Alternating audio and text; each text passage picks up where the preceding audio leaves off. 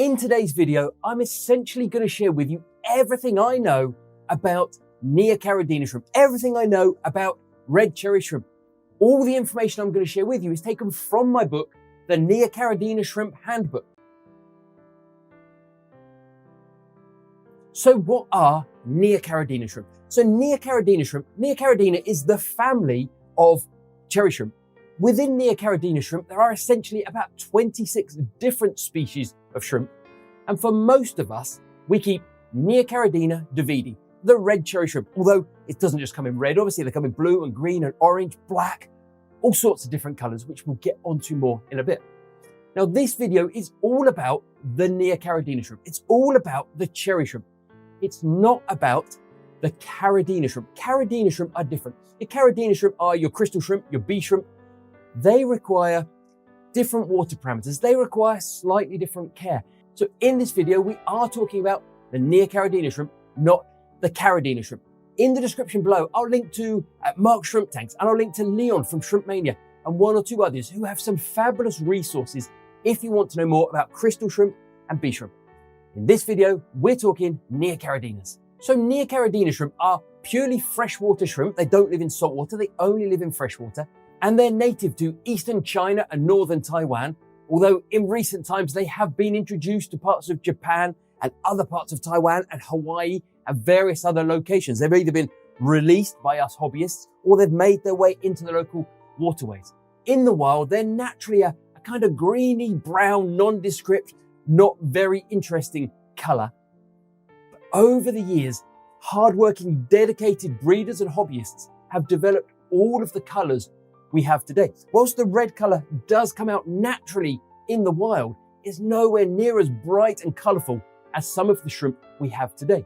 Those shrimp have been developed thanks to some amazing selective breeding, where breeders have taken their very best red males and their very best red females, bred them together, giving us brighter offspring, and so on over years and years. And then as the shrimp have thrown other colors, the breeders have worked on to develop those. But we'll talk more about colors in a bit.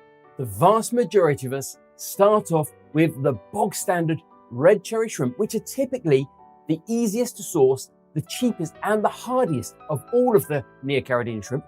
And then what often happens is, this is probably the most addictive hobby in the world. You start off with one tank of red cherry shrimp, and before you know it, you've got some green jades and some black realies and some yellows and whatever else. You suddenly turn around one day and you go, how the hell have I got an entire room dedicated to keeping fish and shrimp? But it happens. So that is essentially an overview of the neocaridina shrimp. Now let's take a look at the anatomy of the shrimp. Now red cherry shrimp usually grow to about 1.5 inches, around 4 centimeters in length, with the females being longer and generally larger than the males.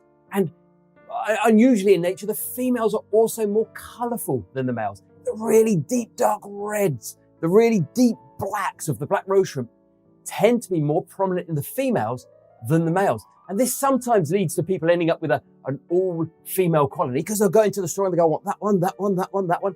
And they pick out all of the bright red females and they don't get themselves any males. And that is a slight quirk. Often in nature, it's the males that have all the color and the females that tend to be more drab, less colorful. With the shrimp, the females boast all of that color. Now, the main body of the shrimp is called the abdomen, and that is split into 6 individual segments, which is what gives the shrimp great flexibility. The head of the shrimp is known as the carapace, and the nose, the very front of the shrimp, is called the rostrum. And at the front of the head, not only do they have the 2 eyes, but they have antennae. Antennae are used to detect food and also kind of feel the environment around the shrimp, so they know what's going on. So shrimp actually have 5 pairs of legs. And 3 of these pairs they use for walking around the aquarium, walking on the substrate, the rocks, the plants, etc. And 2 of them they use for picking up food to deliver to the mouth. Interestingly, researchers have found that the 3 walking legs are also used to kind of sense the shrimp's environment, to almost taste where it is and what it's doing. It can sense what it's standing on using these legs. At the back, under the body, are the shrimp's swimmerettes, and the shrimp uses these to propel itself through the water, but the females also use these to continually move fresh, oxygenated water over the eggs, which they hold beneath their bodies. you'll notice on the individual segments of the body, the shrimp has essentially plates that come down and look a bit like armor. And on the females, these plates tend to be slightly more elongated than on the males, helping the female to protect the egg she's holding beneath her body. Now, unlike us humans, shrimp don't have a rigid internal skeleton. They have a hard external skeleton called an exoskeleton. And this creates the shrimp a bit of a problem because as the shrimp grow, that skeleton doesn't grow along with the shrimp. So as the shrimp gets larger and larger, it has to essentially pull itself out of that skeleton. It has to leave that hard, rigid exoskeleton behind, pull itself out, where it has a slightly larger but initially soft exoskeleton underneath. As the shrimp pulls itself out, a slightly larger shrimp emerges, the exoskeleton hardens up, and that becomes the shrimp's new body. And that process is known as molting. And we'll come back to molting in a bit. But that is how a shrimp can grow. It has to go through that process to get bigger, as its exoskeleton is not flexible and doesn't grow with it. Now, one slightly unusual thing about a shrimp's body is their bodies are slightly translucent. You can see what's going on inside the shrimp. Now, if you've ever looked at your shrimp and you've noticed an orange or yellow patch just behind the head, that's actually the eggs developing inside the female. The eggs start off developing just behind the head, and as the eggs mature and become ready for the male to fertilize, they move down the back of the shrimp before coming out ready to be fertilized. And that, if you ever heard of anyone refer to the golden saddle, that's exactly what they're talking about. It's the eggs inside the female. They literally look like a gold or a yellow saddle on the back of the shrimp. Now, shrimp really are funny little creatures, but nature has evolved them into these perfect, fascinating little beasties that we can keep in our aquariums. Now, as I said at the start, the most common member of the neocaridina davidi family is the red cherry shrimp. It is where most of us start. But there are so many different colors now available, whether it's greens, orange, yellows, blacks, browns. You get the really shrimp, which are partly colored, partly no color. You got the snowballs, and you've also got many different grades, different types of red, from the bog standard, slightly pinky, slightly red cherry shrimp, right up to the dark, deep red, really opaque Bloody Mary shrimp. Now, on the screen, you'll see a graphic which I came across on the internet. I haven't managed to find the original creator of this document, although I have included it in the book. And this gives us at least a guide as to how each of the different color shrimp we have today were developed. I'm not 100% sure how accurate each step is, but it is a great guide, a visual reference that we can look at and say, a blue jelly, oh yeah, I see what a blue jelly is. A Bloody Mary, yeah, okay, I got that. A green jade, yeah, I can see how they've developed that. It's a great guide. Now, at home, we can, if we put in the time and effort, we can actually take shrimp and improve on them. You can start with a relatively modest strain of cherry shrimp, a nice red shrimp, and by selecting out your best males and your best females, you can improve the quality of that strain. Within a few months, you can end up with a really, really nice red shrimp. So you might have bought your shrimp at a couple of $3 a piece, but you could, with time and effort, develop shrimp you can sell that might be $10, $15, $20 a piece, depending on how good the quality is. We can all do that at home.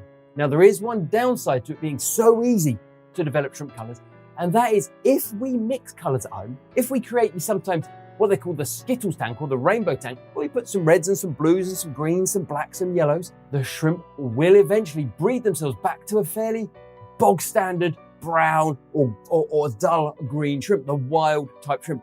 And that's all down to genetics. And while shrimp genetics is beyond the scope of this particular video, it is an important point to raise. If you do decide to create a Skittles tank, a rainbow tank, which I've done myself, I can tell you 100% from personal experience, you do end up with bog standard wild type shrimp. So whilst these tanks look amazing, do bear in mind that eventually they will need to be replaced, unless you like the wild type shrimp. Now, it doesn't matter what color neocaridina shrimp you go for, their care requirements are essentially exactly the same.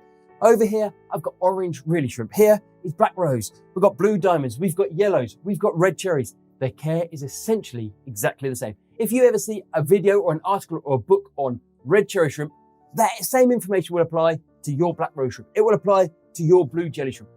As long as they are neocaridina shrimp, the information is exactly the same, no matter which color strain you're talking about.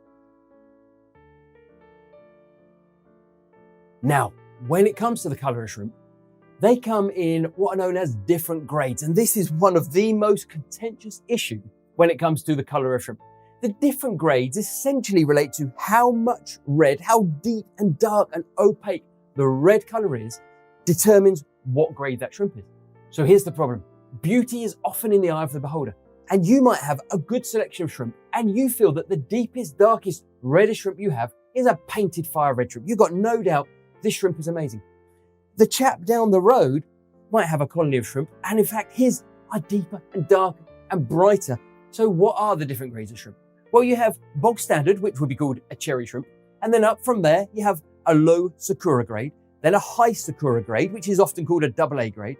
From there it would be a fire red grade. Better than that still is a painted fire red. And then you do have the Bloody Marys, although the Bloody Marys come from a slightly different color line than the red cherries, but they're often used, you will often see for sale this grade, that grade, that grade, and then Bloody Marys at the top of their game. You will almost certainly pay more money the higher grade shrimp you go for. Now, whether or not a painted fire red shrimp is worth more than a high Sakura grade shrimp is very much a personal choice. There are people out there who will swear blind. Unless your tank is made up purely of Bloody Mary shrimps, then you're an amateur and you don't know what you're doing.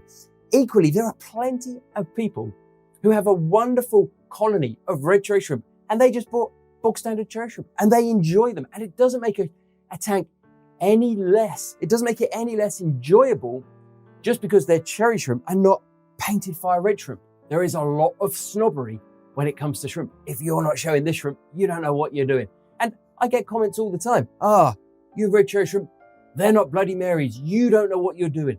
You didn't pay £50 a shrimp, therefore you're an idiot. To my mind, enjoy the shrimp. If you want to buy $3 fairly pink cherry shrimp, do it. Enjoy them. It doesn't matter what anybody else says. And here's a little secret I'll share with you today.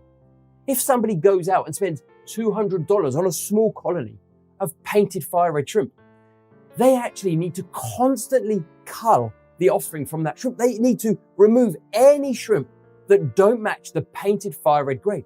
Otherwise, that colony will simply breed itself down to the lowest quality shrimp. They may well have started off with a small group of painted fire red shrimp, but unless they work at that colony constantly, they will end up with a regular group of red cherry shrimp, and they'll have paid a fortune for it. So don't worry. Don't listen to other people who say you have to have this grade if you haven't got that grade. Don't worry about them. Enjoy your shrimp for what they are. Fascinating little creatures that constantly on the go in your aquarium and bring a great deal of pleasure. So how do we describe each of the different grades of shrimp? So the image shown on screen is courtesy of theshrimpfarm.com and gives us a great visual reference to the different grades of cherry shrimp. Now, as you can see, cherry grade is considered the lowest level grade of color, and it basically means your shrimp has some pink coloration, some red coloration. It essentially is better than a ghost shrimp. It's got some color, but it's not especially exciting. Now, these shrimp are typically very hardy and relatively cheap to buy, and they're a great place to start if you're new to the hobby. If you're looking to set up your very first shrimp tank, and maybe even your very first aquarium, starting with a small colony of relatively cheap cherry grade shrimp is a great idea. It's superb. The next level up is the low Sakura grade shrimp, and these shrimp are really starting to get some color on them now. They're definitely starting to have red coloration or a deep pink color, and it's beginning to spread across the body. With the cherry grade, the shrimp was typically mainly clear with a bit of red, and now we're starting to get towards some red, but also some clear patches. Low Sakura grade shrimp are not exactly showstoppers, but they are also reasonably priced, fairly easy to get hold of, and they're typically very hardy. Another great place to start if you're brand new to the hobby. Next up, we have the high Sakura grade, or sometimes referred to as the AA grade cherry shrimp. And now in the shrimp, the red color is really starting to cover the entire body, typically hardly any patches without coloration, and the color is becoming quite opaque now. It's starting to become quite dark, making it more difficult to see through the shrimp.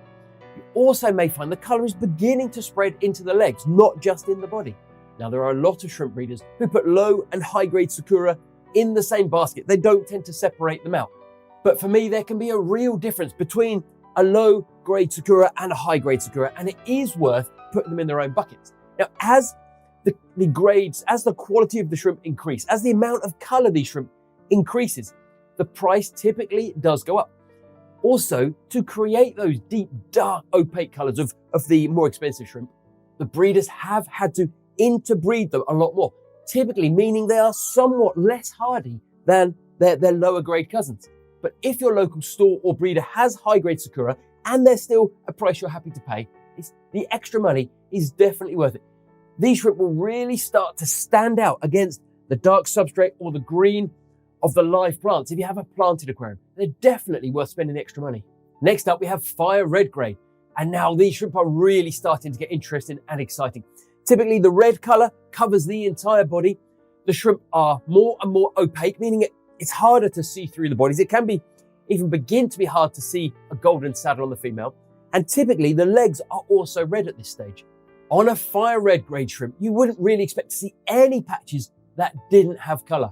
In my experience, once you start getting to this grade of shrimp, that's when people typically look into your tank for the first time. Visitors come to your house and they go, wow, look at those shrimp. They're really starting to stand out. And people who aren't into this ridiculous hobby really start to appreciate the shrimp you've got. People who aren't aquarium people will look into a tank with low grade cherry shrimp in there, and they might not even notice them. And if they do, they kind of think, well, why have you got them? Once you really start to get up into the fire grades and above, even non-aquarists will look in and go, wow, love them, absolutely superb. The next grade up is the painted fire red. And at this point, the color is becoming really intense. Really, the body, the legs completely covered. The body of the shrimp is almost totally opaque. You can't see the eggs developing inside the female. They really do stand out. And if you ever take a fire grade and a painted fire grade, place one beside the other, you will really see the difference. This shrimp will really stand out. It's the kind of shrimp where even as hobbyists, we look into someone's tank and think, that is amazing. What a great setup. Those people have really gone to the effort. If you have a tank of painted fire reds, you will need to maintain that quality. You will need to remove any shrimp that aren't up to grade. If you don't work hard to maintain the quality of your shrimp, they will breed themselves back down to a lesser quality. It really does take time and effort, but that effort, in my opinion, is really worth it. Now, the final grade we have for our cherry shrimp are the Bloody Marys, and you'll notice they don't appear on the graphic that we had on screen. And that's technically because they come from a different line. They're bred slightly differently to the red cherry shrimp. But I once heard Bloody Mary shrimp described as painted red fire shrimp on steroids. And these shrimp are typically very expensive to buy. They can be finicky, they can be fragile. They're nowhere near as hardy as, well, at least in my experience, they're nowhere near as hardy as some of the lesser grades of shrimp. But if you've got the money, you've got some experience behind you, and you want to set up a tank that wows everybody, then get in a small colony of Bloody Mary shrimp, and you won't be disappointed. You won't be sad that you've invested the money, providing you get your setup right. Bloody Mary shrimp are often considered the pinnacle of the red cherry shrimp, and something that many hobbyists spend years striving for. Now, this video is primarily concentrating on the neocaridina shrimp, but I thought we could take a moment just to touch on some other shrimp out there that you could keep in very similar setups. Now, obviously, we've got the caridina shrimp, the crystal shrimp, the bee shrimp, and whilst the setups are very similar, they do want different water parameters. You really wouldn't want to be keeping some neocaridinas and some caridinas in the same tank, because they really do want, your neocaridinas, they want hard water with lots of minerals dissolved in the water. Your caridina shrimp, they want soft water, a lower pH, typically fewer dissolved minerals in the water. And the two really don't go hand in hand. But there are other shrimp you can keep with your neocaridinas. You can keep Amano shrimp. Amano shrimp, which are named after the world famous aquascaper Takeshi Amano, are absolutely superb additions to your neocaridina shrimp. A, because they won't interbreed with your neocaridinas. In fact, they won't breed in the tank at all. The young of the Amano shrimp have to go through a brackish or saltwater phase, so they won't breed in your aquarium at all. They won't bother your neocaridina shrimp. They don't interact with the shrimp in the slightest. And the Amano shrimp are great algae eaters. In fact, that's why Takeshi Amano included them in so many of his aquascapes, because they are so good at eating algae. Now, if you go to your local aquarium store, you may come across a tank of shrimp just labeled as glass shrimp, or ghost shrimp. And these typically were really introduced to the hobby as feeders. That was the original idea, is you go to your local store, get a scoop of those and feed them to whatever fish you had.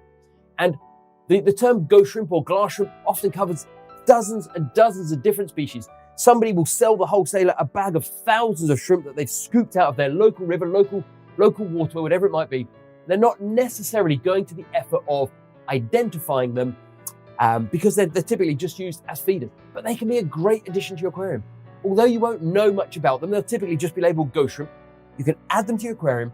They won't interfere with or interbreed with your neocaridina shrimp, and it can give some additional interest. And then, of course, you also have the upa ule shrimp, which are not really my speciality at all. I've never kept them, but I will link to a video down below to Mark from Mark Shrimp Tanks, who has a great upa ule tank setup, and he does really well with them. In fact, I think they breed like Billy-O for him. So if you want to learn more about that shrimp, after this video, check out the link in the description below. Now, there are, of course, many, many other shrimp you might come across, and I'm going to put a link in the description below to the Shrimply Canadian channel, because he has a fabulous range of shrimp and he does great videos with great information. So if you want to learn about different types of shrimp, then check out Shrimply Canadian. Okay, so we've discussed in depth about neocaridina shrimp and colors and grading and all that kind of thing. Let's now take a look at housing our cherry shrimp. We're going to have these shrimp, we're going to need somewhere to put them. Now, let me tell you, neocaridina shrimp do not care what tank you keep them in. You can keep them in a 2.5 gallon, a 5 gallon, a 10 gallon, a 200 gallon. They don't care at all. They can do very well in small quantities of water, providing you are able to keep that water stable. And we'll come on to water parameters in a bit. But essentially, the larger the volume of water you have, the more stable that water will remain. It takes more effort to keep these small 7.5 gallon tanks stable than it does the 20 gallons up here, or the 40 gallon down at the bottom, or the 155 in the house. The shrimp won't care what size tank you keep them in, providing you are able to keep the temperature, etc. stable. It doesn't matter what it's made of, a glass tank, a plastic tank, an acrylic tank, a plywood tank, if that floats your boat. The shrimp don't care at all. All they want is for you to provide them a stable environment. Now, once you've chosen your tank, once you've decided if you're going to keep them in a bowl or a tank or a whatever, you will want to put something on the bottom as a substrate.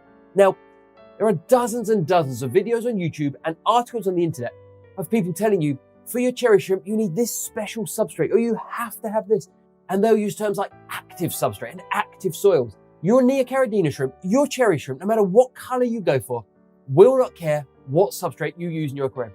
Personally, I have gravel, I have grit, I have fluval stratum, I've got sand, I've got crushed lava rock, I've got sea chem fluorite. Shrimp do not care what substrate you use. So don't spend hours agonizing over this or that, unless you want a substrate that has a particular look, like you really want a black substrate or you really want a sand.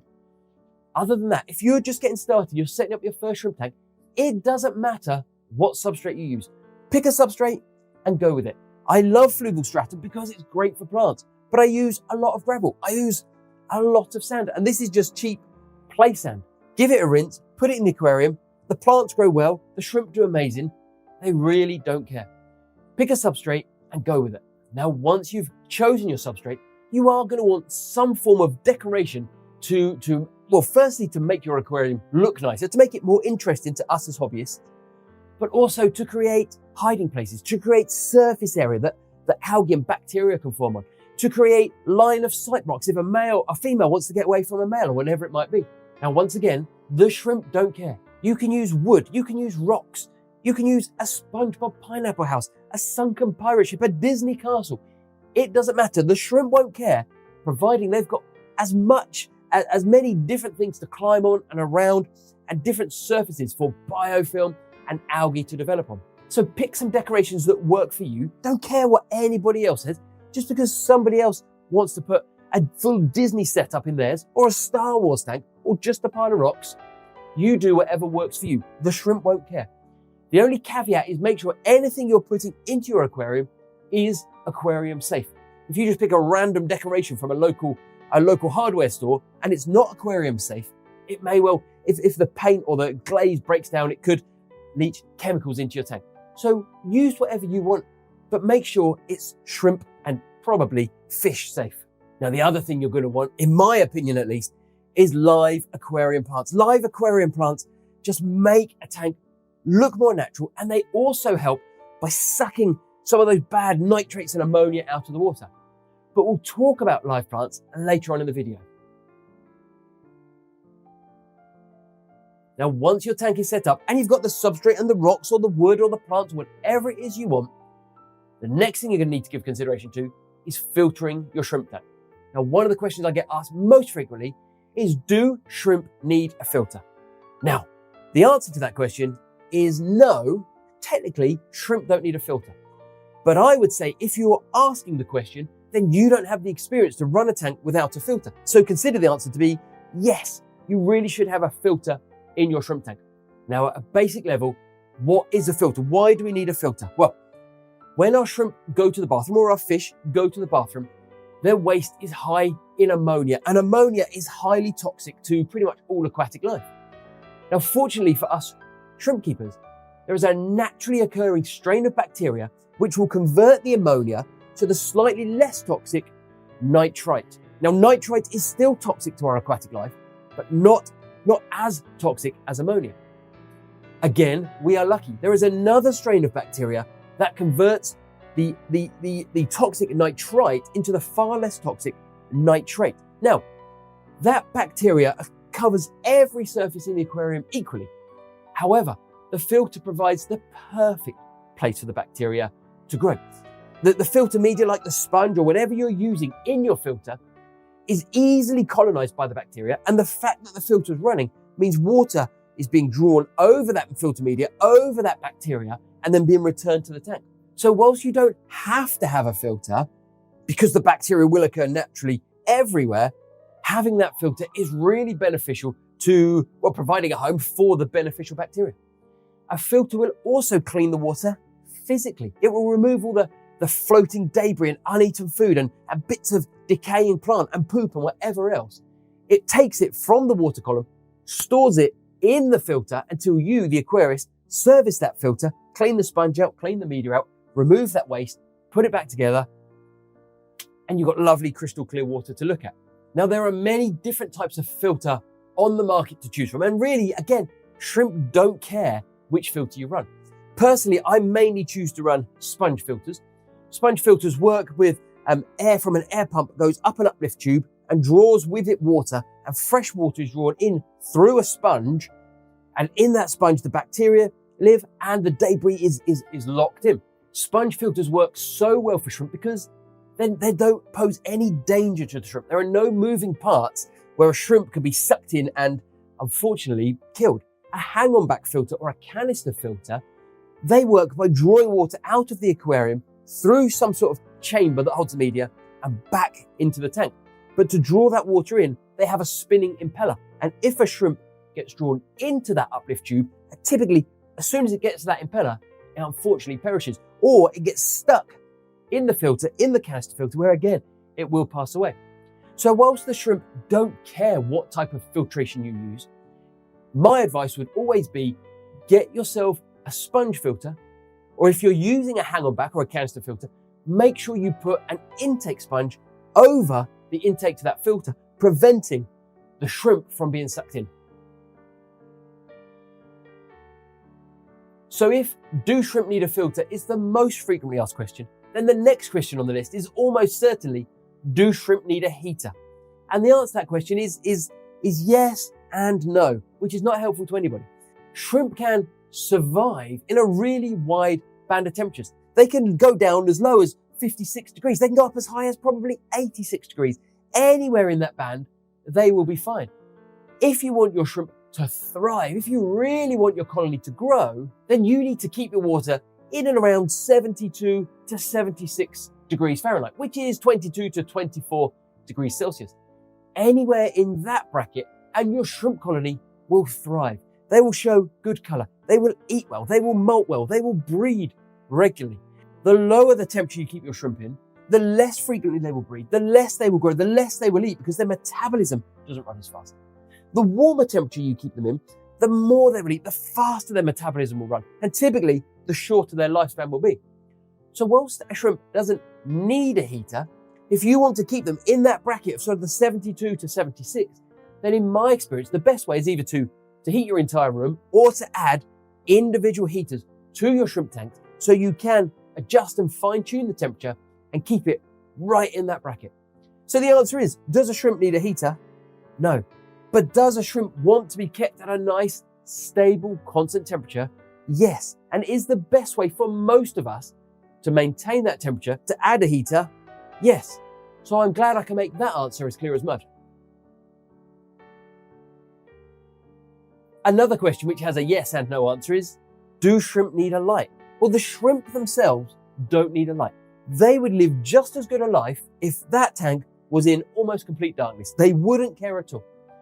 But as an aquarist, I want a light. I want to be able to see my shrimp. I'm very old-fashioned. If I keep shrimp in a tank, I want to be able to watch them and enjoy them. If I'm growing live plants, as I do in every single tank I have, then yes, I need to provide a light above the aquarium. So whilst the shrimp themselves don't need a light, to create a healthy environment that I can watch, I can enjoy, my plants can grow, then yes, add a light. So to sum this section of the video up, shrimp don't need a filter, but they are better off with a filter. Shrimp don't need a heater, but it's often easier to create a stable environment with a heater. Shrimp don't need a light, but if you want to set up a tank that you can enjoy, one where plants grow and algae grows, and it's a healthy ecosystem, then yes, you will want a light. Okay, so far we've spoken about neocaridina shrimp, we've spoken about anatomy and color, we've spoken about tanks and setting up the tank and heating and lighting and filtering and substrate and decorations.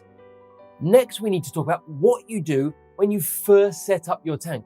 Now, if you're new to the hobby, there are two terms you may come across that you're not entirely sure what they mean: cycling and seasoning, and they're not exactly the same thing. Let's first discuss what cycling a tank is, and then we'll talk about what we mean by a seasoned tank.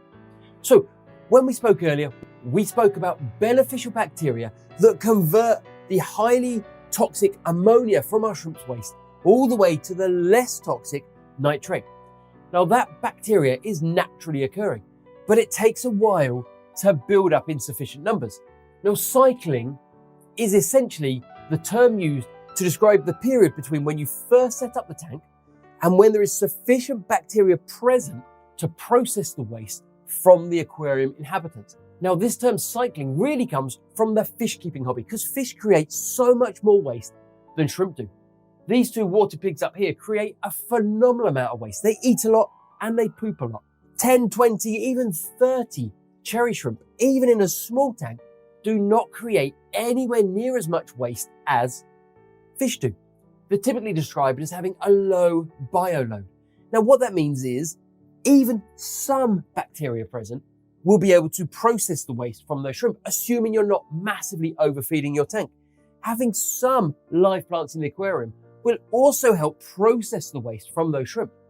So as shrimp keepers, technically we don't really need to worry too much about cycling our aquarium if we're just putting a small number of shrimp in and we're going to feed cautiously for the first few weeks. Now, if you bought yourself or you were given somehow 500 shrimp and you drop those into a 5-gallon tank, that's a different matter. As a group, those 500 shrimp are going to create a fair amount of waste. But 10 red cherry shrimp will not create very much waste at all. So you don't necessarily need to worry about cycling a tank before you add your shrimp. However, huge caveat, the second term is seasoning. And seasoning means allowing the tank to mature. It means allowing algae to begin to develop. It means allowing biofilm to start to develop in the aquarium. And if you're not familiar with biofilm, it's that sort of slimy texture that everything gets covered in. And it's made up of bacteria and microscopic crustaceans and the starts of algae and all sorts of microscopic life that make up an ecosystem. And shrimp spend a phenomenal amount of time eating and feeding on biofilm. They spend a huge amount of time constantly picking, whether on a plant leaf, the heater, the rocks, the substrate. They're at it constantly all day long. Now, for a successful shrimp tank, you do need to allow time for it to season. You do need to allow time for that life, that algae, that biofilm to begin to develop. If you put 10 shrimp in a sterile tank, a brand new tank, set it up today, chuck the shrimp in, the chances are that colony will not only fail to thrive, it may well perish. Even if you're feeding your shrimp, shrimp want to be eating constantly. They were on the go all the time looking for food. They essentially spend 24 hours a day doing this. It is essential for a successful shrimp tank to allow that tank to season. If I was setting up a brand new tank today with new plants, new rock, new substrate, everything, I would leave that tank for at least 2 or 3 weeks, and the longer, the better. And listen, I'm not a patient man. Sitting, staring at a glass box full of water with no fish or shrimp in is not my forte at all. But the long-term success for your shrimp tank, it is essential you allow that tank to season before you add your shrimp. If you set up a shrimp tank today, don't consider putting shrimp in it for at least 2 or 3 weeks, and the longer, the better. If you are like Leon from Shrimp Mania, who can leave his tanks for sometimes months before he adds the shrimp, I don't know how the man does it. That's why he has tremendous success breeding shrimp, because he allows those tanks to mature before he adds the shrimp. So whilst you'll frequently hear the terms cycling and seasoning, if you're just adding shrimp, cycling is not so important, but seasoning is imperative. If you don't allow your tank to mature before you add the shrimp, you are setting yourself up to fail. Now, another term you might hear as a fish or a shrimp keeper is parameters, water parameters. Us shrimp keepers, us fish keepers, we're obsessed by water parameters. And what do we mean by water parameters? Well, the water parameters are essentially everything that goes into the makeup of your water. Now, there are dozens and dozens and dozens of different parameters we could measure, but typically we concentrate on temperature, pH, GH, KH, and you may hear some people refer to TDS, but I'll come back to that one in a minute. Temperature is fairly self-explanatory. Everybody knows what temperature means. It's the temperature of the water. We know we want to keep our shrimp in a temperature range of about 72 to 76, give or take. The easiest way to do that, unless you live somewhere tropical where the ambient temperature is naturally high, the easiest way to do that is to add an aquarium heater if you have a single tank, or if you have an entire room, consider heating the room, or like me, you have a bit of a combination of both. Temperature is easy to measure, stick a thermometer in, check the temperature, adjust accordingly. Now, the next parameter, probably the next most common parameter, is the pH. And I don't want this video to become a science lesson, but a pH is essentially how acidic or alkaline your aquarium water is. A pH is measured on a scale from 0, which is highly acidic, to 14, which is highly alkaline. And shrimp typically want to be somewhere in the middle, around the 7, what we call neutral. Now, they are fairly relaxed. They can go anywhere from about 6.5 to 7.5 and probably higher, and your neocaridina shrimp will be happy. Now, my source water comes out the tap at about 7.5, 7.6. It varies slightly. That's why I keep neocaridina shrimp, because my water is perfect for them. Caridina shrimp, as an example, want the pH much lower, sort of around the 6.5, 6.8, whatever it might be.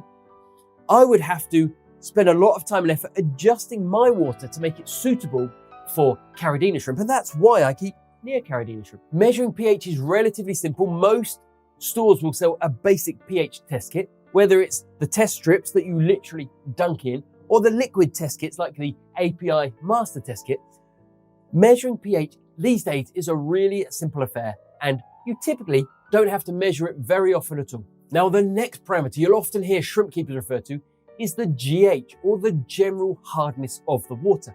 And the GH essentially is a measurement of the amount of magnesium and calcium ions in your water, or to put it in much simpler terms, how hard or soft your water is.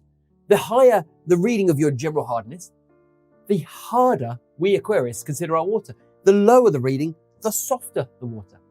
Now, if you, like me, live in an area that has hard water, you typically get calcium deposits around your tap, around your basin, wherever your source water might end up, including on the front glass of the tank. If you get that, the chances are you have hard water.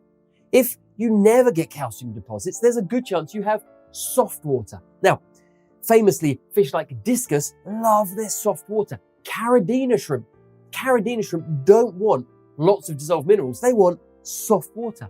Neocaridina shrimp love dissolved minerals in their water. The dissolved minerals help them build healthy bodies. It helps them molt. It helps build that exoskeleton of a healthy shrimp. Neocaridina shrimp really want their general hardness to be about 6 degrees of general hardness, or 110 parts per million. Now, as I say, I don't want this to become a science lesson. In different parts of the world, we measure GH and, I'll come on to a minute, KH differently. And on the screen, I'll put the formula for converting from one to the other. But suffice to say, pick one that works for you. Whether you want to work in degrees of general hardness or ppm, parts per million, pick a system that works for you, measure your tank and adjust your water accordingly. If you have soft water, it's relatively easy to bring up the GH of your water by adding something like crushed coral or wonder shell. If you have hard water like me with a high GH, it's much trickier to bring that water down to a soft water. But fortunately for us, neocaridina shrimp, cherry shrimp, want a nice high GH. Now the next parameter people often measure is the KH, or the carbonate hardness. And this is often trickier for people to get their heads around. This is often referred to as a tank's buffering capacity, and it buffers against the pH of the tank swinging. The higher the KH, the more stable your water typically is. A tank with a very low KH, the pH can swing wildly. Whereas if, like me, you have a high or higher KH, the pH is relatively stable. Neocaridina shrimp really want a KH in the region of 4 to 8 degrees of carbonate hardness, which is about 70 to 140 parts per million. Now, all of this information is covered in much greater detail in my book. Everything I'm referring to today is essentially taken from the book. So if you want to really delve deep and really get a good understanding for things such as water parameters, then either download a digital copy of the book or order yourself a copy from Amazon using the link in the description below. Now, the final parameter I'm going to touch on today is one which is probably the most misunderstood, and that is TDS, or total dissolved solids. Now, TDS is a really important reading if you are creating RO water and then remineralizing that water for your shrimp. Okay? You need to know the total amount of dissolved solids in that RO water so you can adjust it accordingly for your shrimp. TDS is an absolutely pointless reading if you just take your TDS pen and just start randomly measuring your tanks. Because TDS, the clue is in the word total. Everything that's dissolved in that tank will be measured. So you will see people on YouTube and you will read articles where people say, oh, the TDS of my neocaridina shrimp, oh, it's 120. But that 120 could be made up of dissolved fertilizer. It could be made up of dissolved ammonia. It could be made up of dechlorinator because you've done a water change. It tells you absolutely nothing about your shrimp tank. It's only useful if you're making up reverse osmosis water, which you then need to remineralize.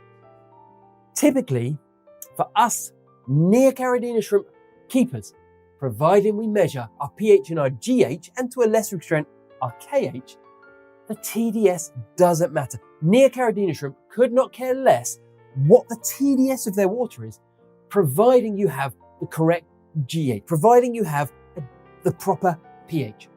So I would say, unless for some reason you find yourselves having to make up RO water and remineralize it for your shrimp, disregard anyone that wants to tell you about TDS.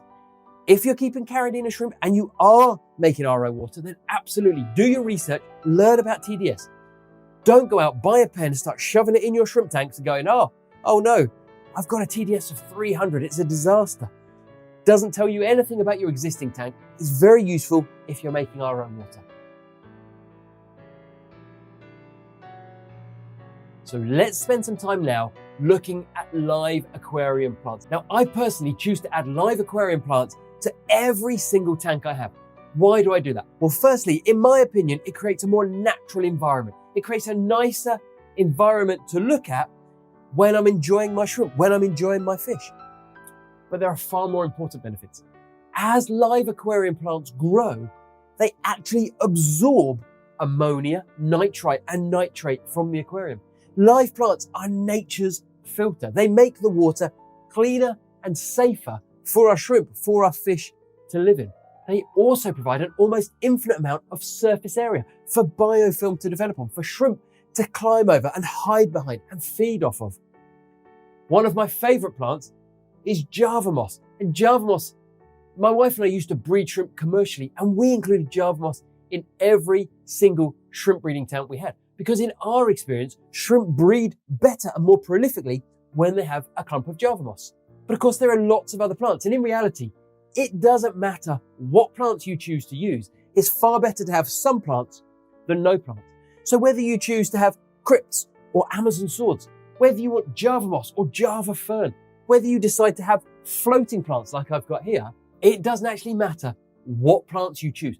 Adding plants to your shrimp tank will make your tank a safer, cleaner, healthier environment for your shrimp to live in. And in my experience, your shrimp will do better with live plants than without. Now, live plants do require a light, as we spoke about earlier. They typically have a temperature range they prefer to be in, although in my experience, if our shrimp are happy, our plants will be happy. If you are new to shrimp keeping and you're setting up your first tank, then speak to your local store or the people you're getting your plants from and say, can you recommend easy to grow plants that will work well in a shrimp tank? And you will find there are dozens and dozens of different plants to choose from. There's plants to fit every budget, every size tank, every lighting setup. If you're choosing to build a high-end aquascape with really top quality lighting, then you might be able to grow some of the more difficult, more expensive plants. If, like me, you love a budget setup and you don't care about special lights and you just want cheap LED lights like I use here, then get easy to grow plants. They will thrive. If there was one tip I was going to share with every single new shrimp keeper, it would be add live aquarium plants. So several times throughout this book, I have mentioned the importance of microscopic life to shrimp, how much time shrimp spend dining, feasting, if you will, on microscopic life. And one of the best ways to generate and promote microscopic life in your aquarium is to add botanicals. So what do we mean by botanicals? Well, botanicals are essentially anything we add to our shrimp tanks with the sole purpose of breaking down slowly to promote essentially to promote the growth of bacteria and microscopic life.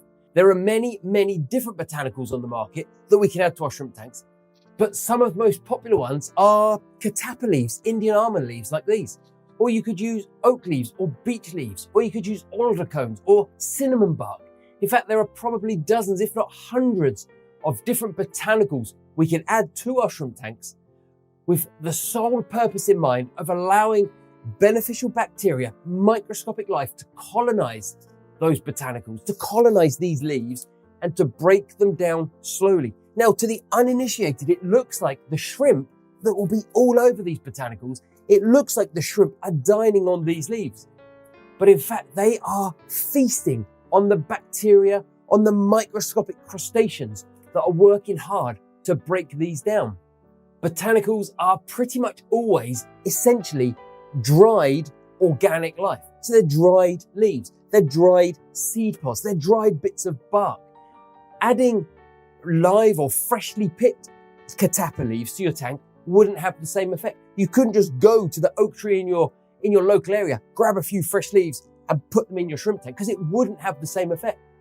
But you can collect up your own catappa leaves, your own oak leaves, your own beech leaves and dry them or allow them to dry and then add them to your aquarium. As long as you know that those leaves or those botanicals, that bark, whatever it is you're using, as long as you know it's free from pesticides or herbicides, as long as you know it's not covered in pollution or any chemicals that might affect your shrimp, then it's absolutely fine to go out and collect your own.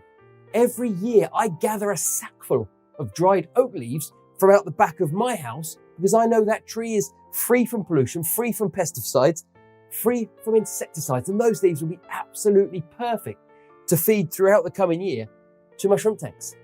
Now, what you'll typically find is you'll add one of these catappa leaves to your shrimp tank, or in this case, to my betta tank, and that leaf will float. In fact, that will float for probably 3, 4, 5 days before it naturally begins to sink down to the bottom of the aquarium. And people do sometimes, they will boil them or they will pre-soak them in a bucket of water before adding them to their shrimp tanks. But in my experience, the best thing to do is just pop one into each of your shrimp tanks and just leave it be. It will become waterlogged, it will sink to the bottom, it will become colonized by bacteria and microscopic life, and your shrimp will dine on it. Those leaves or seed pods or pieces of bark will become absolutely covered in shrimp. Just make sure whatever botanicals you use come from a reputable source where you know they're free from any chemicals that might affect your shrimp. So we've spoken about shrimp eating microscopic life. We've spoken about promoting biofilm and bacteria. We've spoken about adding botanicals that will be covered in microscopic life that your shrimp will dine on. But for your shrimp colony to really thrive, to grow big, strong shrimp, to produce lots of babies, to produce shrimp that are full of color, bright reds, blues, greens, whichever shrimp it is you're keeping, you really, really also need to feed your shrimp with a good quality food. Now, the question I always get is, define what you mean by a good quality food. And essentially, I mean pretty much any of the market-leading fish foods or shrimp foods that you find at your local store. Really, it's not about the individual food you give to your shrimp. It's about providing them variety so they get a good range of vitamins and minerals and nutrients. In the wild, shrimp are detrivores. They make their living feeding on dead and decaying matter. In the wild, a shrimp might come across a dead fish, dead shrimp, dead bugs that have fallen in the water. They will find leaves that are decaying. They'll find the starts of algae.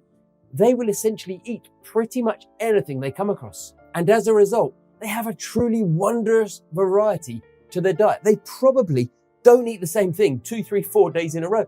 They're constantly finding new things to eat. Now, in our aquariums, it would be difficult for me to one day drop a dead fish, in the next day a handful of dead bugs, a few days later some dead shrimp.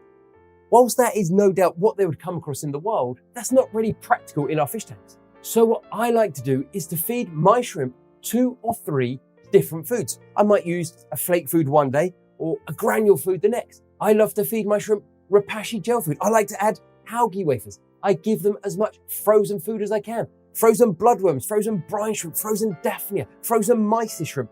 They don't care. It's all about variety. The more variety we give our shrimp, the bigger, the stronger, the healthier that colony will be. The more variety we give them, the more vitamins and minerals and nutrients we introduce to their diet. Will your colony of red tray shrimp survive if you drop 1 algae wafer in once a week?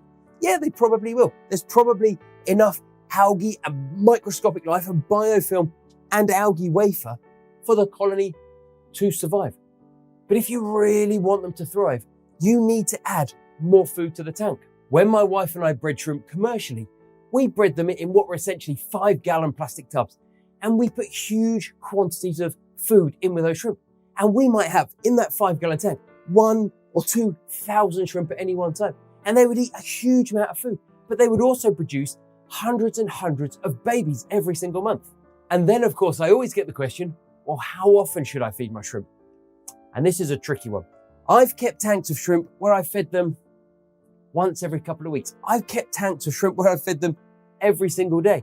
I recently did an experiment where I took some fish food and put it in a coffee grinder, ground it up into a powder, and I fed that colony of shrimp every single day for about 2 months.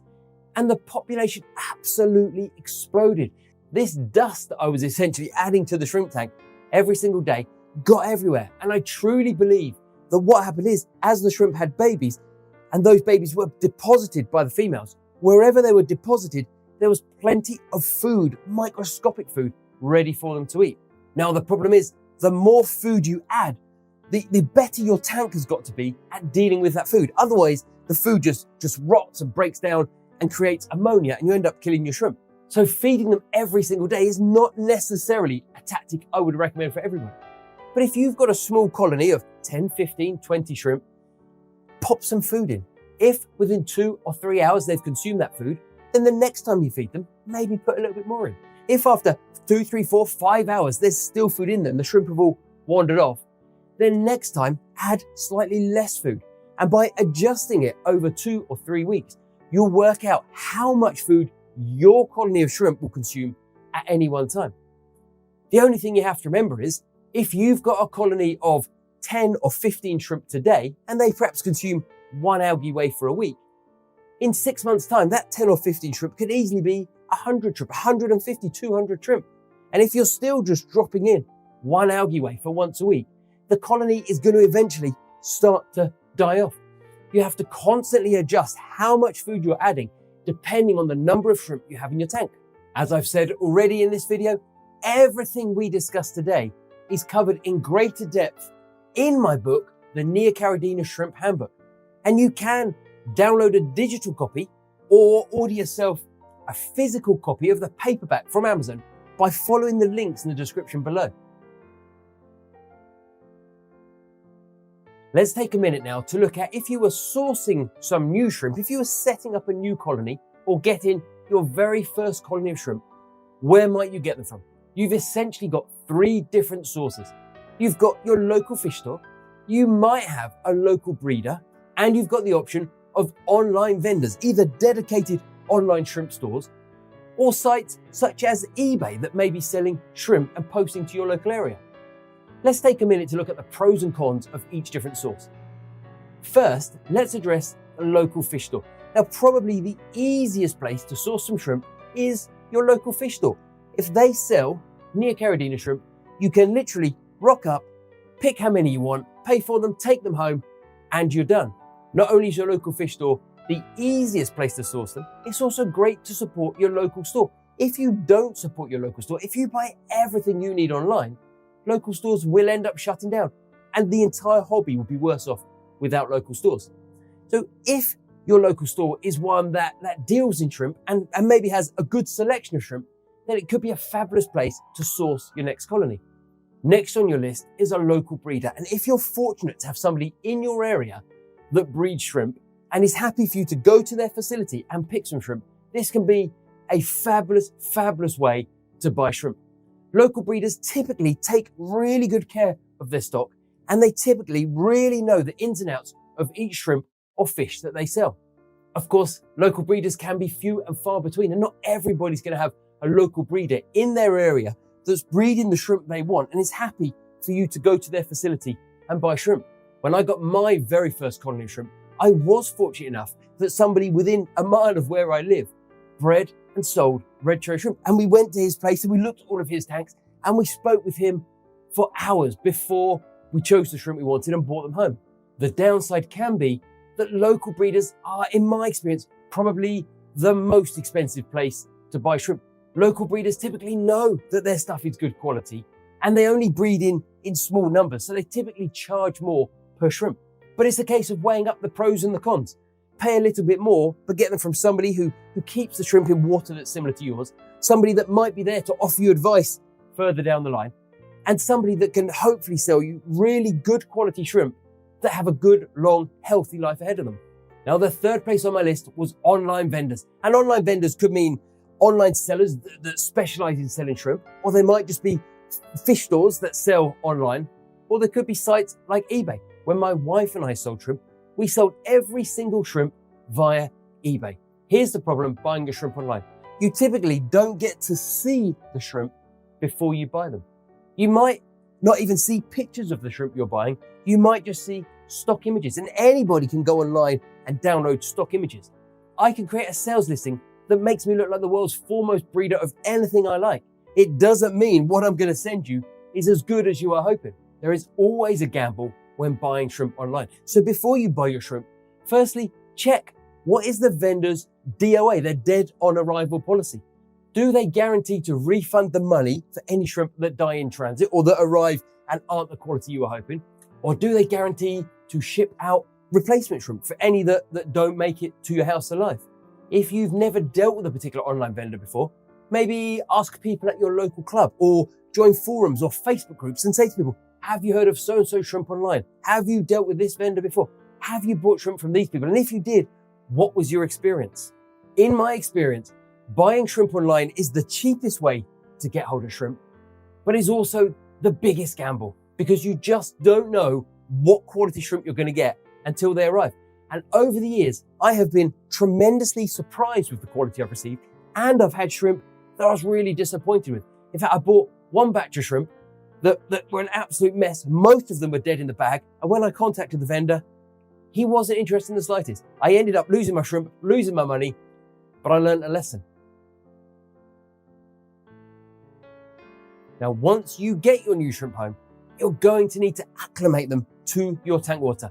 The chances are the water they arrive in the bag or container you get them in, is going to be different to the water you have in your aquariums. Now, when it comes to acclimating shrimp, there are two schools of thought. There are the plop and drop people, and there are the drip acclimation people.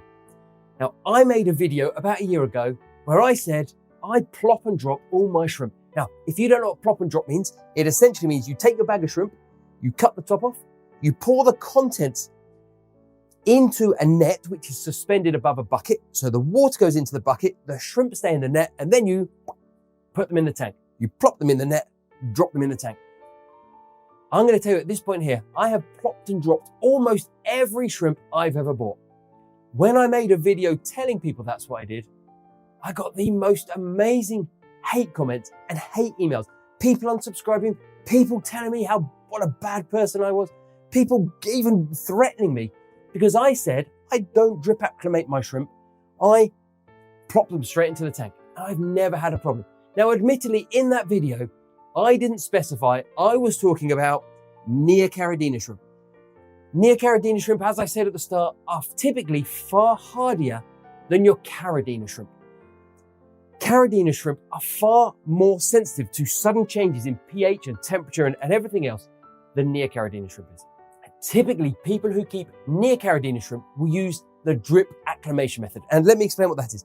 For the drip acclimation method, you might take your shrimp from the bag, as before, and put the contents into a bucket. Okay, now in that bucket, you've got the shrimp that have just arrived in the water they traveled in. You then place the bucket below your tank, take a small piece of airline or a small piece of hose, get a siphon going, and allow the water to slowly drip from your tank into that bucket over a period of 2, 3, 4 hours, however long it might be. The idea being, as the tank water is introduced to the bucket, the shrimp are slowly adjusted to your tank water. Now, I will be the first to admit, nobody has probably ever lost a shrimp because they chose to use the drip acclimation method. And if that's what you want to use, that's absolutely fine. Don't let anybody, including me, tell you otherwise. In my experience, almost every single shrimp, and possibly every single shrimp I've had, I've snipped, net, tank, and as far as I'm aware, I've never lost a shrimp specifically because of that. Let me say once again, if you want to use the drip acclimation method, that's absolutely fine. Nobody needs to email me, telling me what a bad person I am. Nobody needs to unsubscribe from the channel because I happen to plop and drop. There are two different ways we can add our shrimp, and it's up to the individual to decide which way they want to do it. If you're at all concerned, go drip acclimation. There's no rush to get your shrimp in. Let them drip for 2, 3, 4 hours, then move them in. It's absolutely fine. In my experience, when it comes to cherry shrimp, to neocaridina shrimp, they are absolutely fine, simply removing them from the bag and placing them into their new tank. Okay, so let's take a look at sexing shrimp. How do you tell the boys from the girls? Although there are many ways to sex your neocaridina shrimp, there are essentially 6 easy ways we can tell which of our shrimp are male and which are female. And they are the color, the size, the shape of the abdomen, the size of the plates under the abdomen, the presence or lack of a golden saddle, and the presence of developing eggs. Let's break down each one in turn and explain how we can use that to tell which are the males and which are the females. And we'll start with color. Now, unusually for the animal kingdom and for the aquatic kingdom at that, it's the females that boast the majority of the color. The chances are, if you're looking into a tank full of neocaridina shrimp, full of red cherry shrimp, the chances are the brighter, redder, more deeply colored shrimp are the females. And the chances are the less colorful shrimp are the males. Now, you do get poorly colored females. You do get very nice males. On the whole, on the balance of probability, if you're looking at a colony of shrimp, the chances are the bright red ones are female and the lesser colorful ones are male. Now, I wouldn't recommend using color exclusively for sexing your shrimp because, as I say, you could pick out 5 very nicely colored shrimp and it turns out they're all male. Equally, if you're looking for a male and you pick out 2 or 3 poor colored shrimp, it doesn't mean they're necessarily male. They could be poor colored females.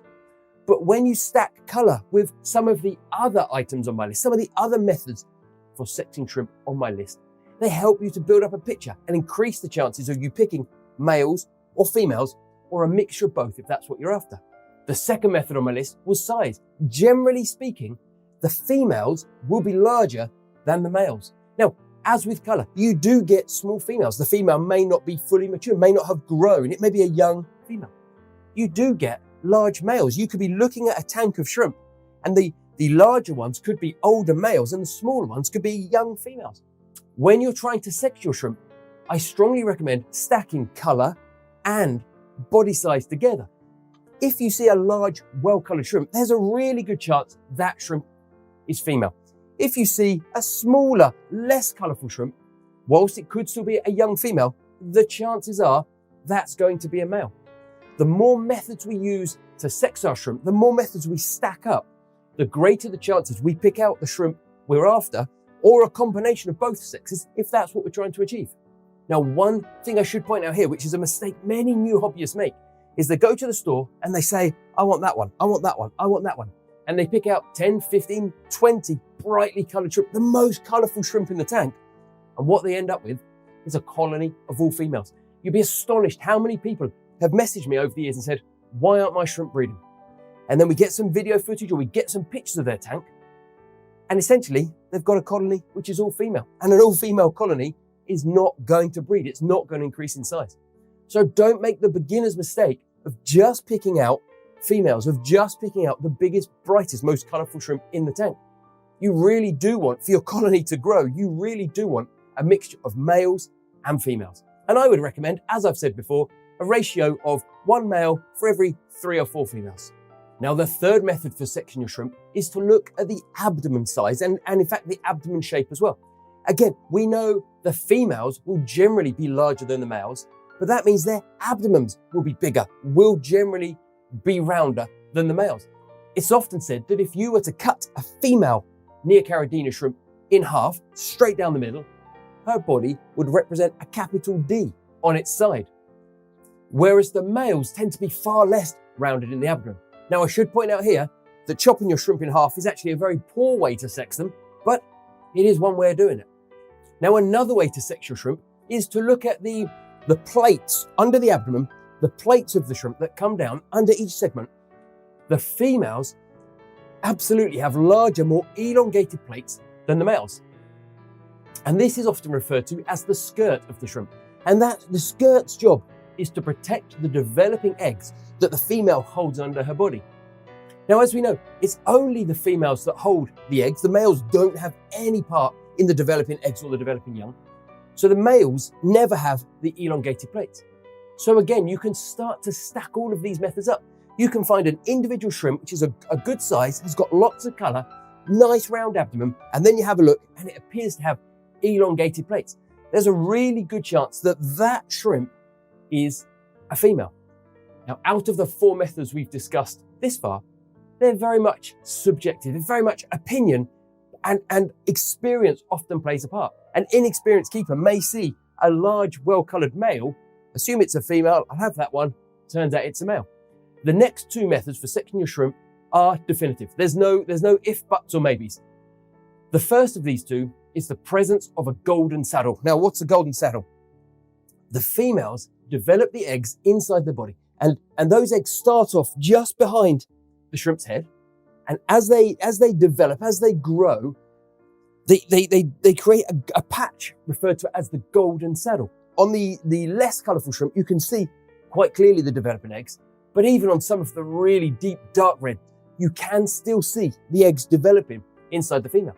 As those eggs mature and become ready to be fertilized, they travel down inside the shrimp, down her back, and the size and the presence of the golden saddle increase as the female gets closer and closer to releasing the eggs. Now, the presence of a golden saddle is absolutely definitive. A male shrimp will never have a golden saddle in its body. Admittedly, the lack of a golden saddle does not mean male, because it could just be a female that doesn't have eggs developing inside her at that time. But if you see the golden saddle, if you see the orange or gold band across the back of the shrimp, there is no doubt that that shrimp is a female. And just like the golden saddle method of sexing a shrimp, the 6th way I've got to tell whether your shrimp is male or female is the presence of developing eggs under the female. As discussed, the female holds those eggs underneath her body whilst they develop into free swimming baby shrimp. If a shrimp is holding those eggs, and you'll often hear that female being referred to as being buried, as they have got a buried female, if she is holding eggs under her body, that shrimp is definitively a female. The males never hold the eggs. Again, if she's not holding eggs, if you see a shrimp that doesn't have eggs, it doesn't mean it's automatically a male. It could just be a female that doesn't currently have eggs under her body developing. But if there are eggs, you know you've got yourself a female. So now we've spoken about sexing shrimp, let's spend some time talking about breeding shrimp. How do we go from 5 or 10 or 15 shrimp from our local fish store into a colony of hundreds and sometimes even thousands of shrimp? Well, quite clearly you need to have at least one male and at least one female. Technically, you can have 2 shrimp and you can build that up into a colony of hundreds or thousands of shrimp. Now, you'd have to be fairly hardcore to go down to your local store, pick out one male, one female and say, I'm going to take these 2 shrimp and I'm going to build myself a colony. What we're far better off doing is going and buying 10 or 15 shrimp and trying our best to get a ratio of about 3 or 4 females to every 1 male. Now, in my experience, that's about the ideal ratio of males to females. Obviously, you can have more males. No harm will be done by having more males. But if you try and get away with 10 females and 1 male, the chances are that 1 male won't be able to service each of those 10 females when they're ready to breed. So how do we know a cherry shrimp is ready to breed? Well, as discussed in the previous section, the female will begin by developing eggs inside her body. And they first appear just behind her head, inside her body. And as they ripen, they move slowly down her back until they come right to the end of her abdomen and she's ready to breed. Now, shrimp have a rigid exoskeleton. They don't have a flexible, penetrable skin like we do.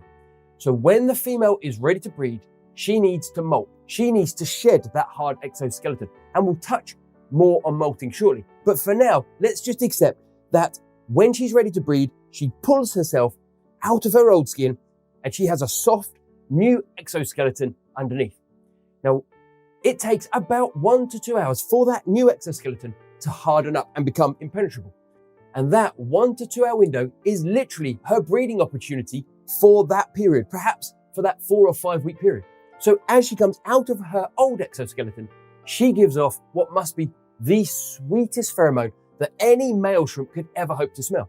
If you've ever looked into your shrimp tank and seen the males darting around all over the place like crazy men, the chances are that is because there is a female in the tank who has molted and is ready to breed.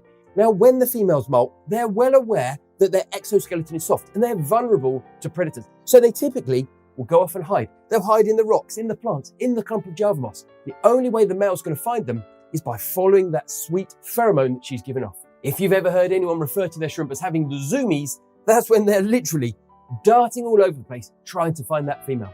And this is why ratio is so important. If you have 1 male shrimp and 20 females and 6 or 7 or 8 of them all molt at the same time, that male is not going to be able to track down every single female. Whereas if for those same 10, 15, 20 females, you've got 3, 4, 5 males, the chances are those males will have a much better chance of tracking down each female that's ready to breed. Now, the actual breeding process is extremely quick. And what happens is the female passes her eggs out of her abdomen, underneath her body. The male will fertilize them. She will then pass them under her body, the fertile eggs, and she will hold on to those eggs for around 30 days whilst they develop into free-swimming independent shrimp. When the baby shrimp are ready to hatch, the female gives the eggs a sharp kick, the babies are out and they're away. From then on in, she takes no further part in the development of her babies. She's done her bit, she releases them, and they're on their own. Now, this is why it's so important to have a good pile of rocks or a good clump of Java moss or lots and lots of live plants. A, because the female will typically look for somewhere safe to deposit her babies. They do actively seem to seek out a pile of rocks or a clump of Java moss or whatever it might be. And they do try and give their babies the best chance by releasing them somewhere safe. But also, those babies are incredibly small. They're incredibly vulnerable to predation. Bear in mind, if you're a baby shrimp, then to you, a cardinal tetra is a predator. To you, a neon tetra, a young guppy, absolutely any fish, with the possible exception of an ottocinclus, is a hardcore predator. If you want to keep fish in with your shrimp and you want to breed the shrimp, you will need to make sure there are ample hiding places for your baby shrimp. Otherwise, they will all be consumed before they have a chance to grow into adults and create the next generation. Now, another thing to bear in mind, as discussed in the chapter on filtration, is if you're running a hang-on-back filter or a canister filter, those baby shrimp are phenomenally susceptible to being sucked into that filter where they will quickly perish. If you're running either of those types of filters and hoping to breed your shrimp, you will need to put an intake sponge over the intake of your filter. Otherwise, there's a high chance your babies will be sucked into the filter and you'll never see them again. Okay, let's take some time to look at a shrimp life cycle. Now, the graphic on screen is courtesy of Sans Vertigo website, and I will put a link to their website in the description below. They were kind enough to allow me to use this graphic in my book, which was much, much appreciated. So if you have a chance, head to their website and check it out. So let's assume our shrimp life cycle starts with a male and a female shrimp mating. As discussed, the male fertilizes the eggs and the female holds them under her body. Now, she will hold on to those eggs for about 30 days. The exact length of time does vary depending on temperature. Typically, the warmer the water, the slightly faster the eggs will develop, and the colder the water, the slightly slower they will develop. But essentially, it's around 30 days to go from a fertile egg to a free-swimming baby shrimp. Now, the whole time the female is holding them under her body, she will fan fresh water across the eggs using her pleopod legs. The eggs need a constant supply of fresh, oxygenated water whilst they develop. So you'll see the shrimp, if you look in there, she'll be standing on the rock or the plant and she'll constantly be fanning water across the eggs. When the eggs are ready to hatch, she'll give them a sharp kick and they'll be away.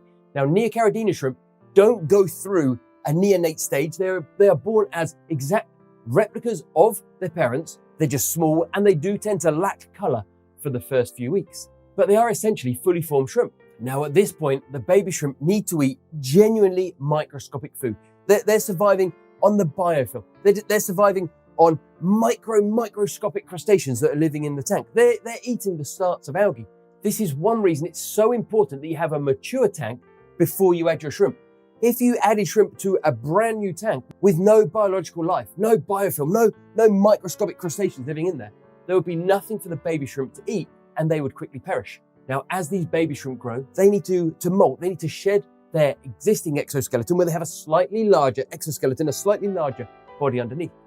Now, in the first few weeks, shrimp molt really regularly. It starts off every few days, and then as they get bigger, it might become once or twice a week. And then as they grow, they perhaps shed from once a week to once a fortnight. The bigger they get, the less frequently they molt. It does take a few weeks, up to a couple of months, for the shrimp to start showing their true color, although they will typically have the basics of their color within the first 2 or 3 weeks. You can generally tell a baby red cherry shrimp from a baby blue diamond shrimp, from a baby black rose shrimp, whatever it might be. But they don't start developing their true color for several weeks, maybe 6, 8, 12 weeks before you really start to see their color. Baby shrimp are considered mature anywhere around the 4 to 6 month mark. By this point, they are sexually mature and ready to breed, and they should be showing their full color. By this stage, they're perhaps only molting around once a month. They really are proper, fully developed adult shrimp, and they'll probably be showing their full final colors, which, when you're selectively breeding your shrimp, means you can start to pick out the best ones to form your new colony. So let's now have a look at molting. We've spoken several times in this video about molting, and I have touched on what it is and what it means, but let's look in some detail specifically at shrimp molting. As we know, shrimp have a rigid exoskeleton. Unlike us, inside my body, I have a flexible skeleton that grows as I grow. That is not the case for shrimp. A shrimp has a rigid exoskeleton that does not grow. It does not flex as the shrimp gets bigger. So as the shrimp develops, it actually develops a slightly larger body inside its current exoskeleton. And when it's ready, that exoskeleton splits along the back. That shrimp has to literally pull itself out of its existing exoskeleton where it has its new, slightly larger body underneath. Now, shrimp are at their most vulnerable when they're molting. They're vulnerable to predators during the actual molting process. They're vulnerable to predators immediately after molting because it takes 1 to 2 hours for their new exoskeleton to become rigid. But they're also at risk because shrimp do sometimes get stuck during the molting process. They're not able to pull themselves out properly. Or sometimes what happens is their exoskeleton splits, but they can't get out of it full stop. And that is sometimes described as the ring of death. You'll see a shrimp with a ring all around its body, and that's where the exoskeleton has split all the way around, and now it can't get itself out at all, and it will eventually perish. There's not much you can do to help that shrimp. You can't literally pull it out of its old skin, but unless the exoskeleton breaks along the back as it should, that shrimp unfortunately is going to perish. And if you ever watch videos or read articles on the ring of death, that's essentially what it's referring to. The younger the shrimp is, the more frequently it will molt, and as the shrimp get older, the frequency does reduce considerably. A baby shrimp might molt every 2 or 3 days as it grows. A fully mature adult shrimp might go a month or two between molting. And as we discussed previously, it is typically immediately after molting that the female shrimp are ready to breed. They need that stage where their exoskeleton is soft so they can release the eggs and the males can fertilize them. Molting is a crucial part of a shrimp's life cycle, and without it, it simply wouldn't be able to grow. Now, shrimp do tend to be very private when they're molting. They do know they're vulnerable to predation, and so it is unusual to be able to watch your shrimp molting in the tank. They don't tend to sit in the middle up front and say, "Hello everybody, I'm gonna molt." We usually only know it's happened because we look into our tank and we see the ghostly, empty exoskeleton that the shrimp has pulled itself out of and kicked off, and it will then be left around the tank. Now, some people say you should remove those old molts, and some people say leave them in. Personally, I leave them in. I've never ever gone to the effort of removing molts from any of these tanks. Typically what will happen is the other shrimp will eat that and get the goodness and the minerals that are left in that old molt. As we know, Mother Nature doesn't waste anything. The only exception I would make to this rule is if you know your shrimp have parasites living on their body, because as the shrimp molts, the parasites will remain on the molted skin. If that's the case, you do want to get that old exoskeleton out as soon as the shrimp has finished molting and kicked it off. That way, removing that exoskeleton also removes the parasites. But on the whole, generally speaking, if you have healthy colonies of shrimp, just leave the molts in there. Won't do any harm at all. Now, as I touched on previously, shrimp do sometimes have problems molting. And there are typically 3 reasons shrimp might have problem molting. One is they have a poor quality diet. They're not getting a balanced diet. They're not getting all the goodness and the nutrients and the minerals that they need to be able to develop healthy, strong bodies underneath their current exoskeleton. If you find your shrimp are constantly dying when they're trying to molt, then first off, look at their diet. Look at what you're feeding them. Are you giving variety? Are you adding bloodworm occasionally? Are you giving them some frozen Daphnia? Are you giving them variety to make sure they have a balanced diet and they become strong, healthy shrimp? In my experience, poor diet is one of the major causes of molting problems. Now, the second major cause of molting issues is because your water structure isn't quite right. Shrimp need calcium and magnesium in the water. Yes, they get some from their food, but they also absorb it from the water they live in. If you're keeping your neocaridina shrimp in water with a very, very low GH, with a very low general hardness, water that doesn't have enough dissolved calcium or magnesium in the water, then that really can cause your shrimp problems molting. You can test your water using simple test strips or liquid test kits, and you can check, is there sufficient hardness in my water? Is there sufficient magnesium and calcium in my water? If not, that could be the reason your shrimp are having problems molting. And the third reason your shrimp might struggle to molt is because sometimes life is like that. No matter what you do, you feed them a balanced diet. Your water parameters are spot on with lots of calcium and magnesium in the water. You've got catappa leaves in there. You've got lots of places for them to hide. Sometimes shrimp just don't make it through the molt. It's just what happens. If you're losing one shrimp here, one shrimp a few months later to molting, don't beat yourself up too much. Think about diet, check your water, but don't start to beat yourself up because sometimes shrimp just don't survive the molting. So for the final chapter in this video, I want to discuss tank mates for neocaridina shrimp. Now let's start with a caveat. No matter what I say at this point, there will be people who say, you can't keep shrimp with that. If you keep shrimp with that, they will get eaten. I will be the first to admit that no matter what fish you keep with your shrimp, the chances are they will eat some of your shrimp. As we've discussed, baby shrimp particularly are incredibly small.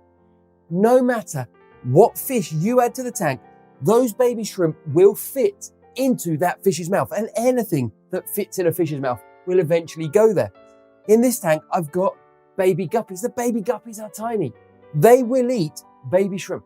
No matter what fish I mention in this section, you have to appreciate that those fish will eat some of your babies. Now, I keep colonies of shrimp in with abetta, in with guppies. I keep shrimp in here with pea puffers. Do some of the babies get eaten? Yes, they do. But what I do is I provide as much cover as I can. And I work on the theory that providing some of the baby shrimp survive to adulthood, the colony will continue and the colony will continue to grow. If I were breeding these shrimp to sell, I wouldn't put any fish in there at all. I would want every single baby to survive to maximize the number of shrimp I can produce from a tank. So I'm going to share with you just some of the fish I have kept with my shrimp in the past. Now, I currently keep guppies. I keep abetta. As I say, I've got pea puffers in this tank here. In the past, I've kept Congo tetras, cardinal tetras, rummy nose tetras. I've had pearl gouramis in with my shrimp. I've had shrimp in with my goldfish. Yes, the goldfish will eat some of the baby shrimp. But in that particular tank, I had tons and tons of crypts growing. I had lots and lots of clumps of Java moss. Typically, these fish are not actively hunting the shrimp. They're opportunistic feeders. They come across a baby shrimp and it's gone. So if you provide lots of cover, increase the chances that some of the babies will survive.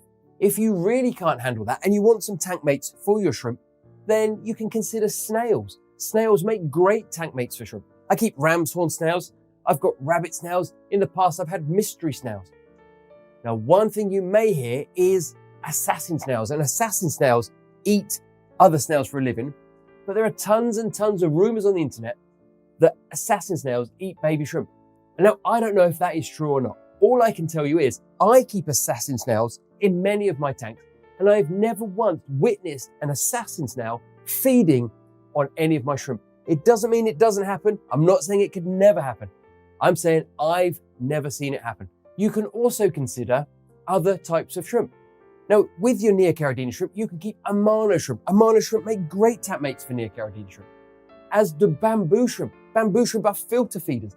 They're constantly pulling particles from the water and eating them. They're fascinating creatures. They don't compete with your cherry shrimp at all. And they also, much like the Amanos, they won't breed in your freshwater aquarium. So if you like the thought of keeping some neocaridina shrimp, but you do want some tank mates, you don't want fish that might eat them, then consider other types of shrimp. Consider snails. As with so many other aspects of keeping shrimp, what you choose to keep with your shrimp, the tank mates you choose, is completely a personal choice. Don't let anyone else tell you you can or can't do this. If you're going to keep fish with your shrimp, provide your shrimp lots and lots of cover, and the colony as a whole will grow over time. If I were to put 10 red cherry shrimp in with these 2 water pigs with very little cover, of course they would pick them all off. Set your tank up accordingly, add your shrimp, get your shrimp colony going first. After a few months, add your fish, and you will find you end up with a thriving colony, a thriving fish tank, almost a symbiotic relationship where the shrimp feed on the uneaten food of the fish, and the fish occasionally eat up the baby shrimp. Keeping shrimp is a fascinating hobby. When I started fish keeping back in the 1990s, if somebody had come into the store I worked at and said they were thinking of keeping a small tank with just shrimp in, we would have laughed them out of the store. These days, the hobby has grown to a worldwide phenomenon. Thousands, if not millions of people worldwide are keeping nano aquariums with shrimp or adding shrimp to their fish tank and enjoying that extra dimension that shrimp bring. At the time of recording this, I have just passed the 1,000 sales mark for my book. I've been absolutely astonished how many people have purchased themselves a copy and give me almost completely positive feedback. If you want to take your shrimp keeping to the next level, why not get yourself a physical copy of my book or download a digital copy to your phone or device. Thanks for watching.